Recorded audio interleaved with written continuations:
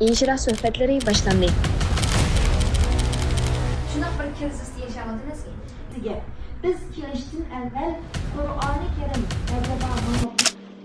Aziz qarindoshlarım, nihoyat qalblarimizga aram, ruhlarimizga shifo bo'lg'usi inshirah suhbatlari qaytadan boshlanish oldida. Dunyo g'avg'olaridan birdan bo'lsin yiroqlashib, iymonning lazzatini birlikda tatish, Rabbimizning sevgisi bilan nurlanish uchun qaytadan jam bo'lish oldida turyapmiz. Nihoyat ko'pchilik taqozolik bilan kutgan, qalbimizdagi tugunlarni yeshib, ruhimizga umid va arom bag'ishlaydigan shu nurliq va qimmatli daqiqalar yetib kelyapti. Bu yakshanba soat 11 da ilgariga o'xshashla samimiy iymon suhbatlarimizga qadam tashlab qolishinglarni chin qalbimizdan umid qilamiz. Ammo alohida eskartimizki, bu xayrlik so'ringa atrofingizga do'stlaringizni, ko'z nurimiz bo'lgan qizlaringizni va qadrli qarindoshlaringizni birga boshlab keling. Bir oila kishilaridek bir jon, bir tan bo'lib, iymoniy tarbiyaning barakatidan o'rtoq bahramon bo'laylik qarindoshlarim. Qalblar nurlansin, inshirah bilan arom topsin.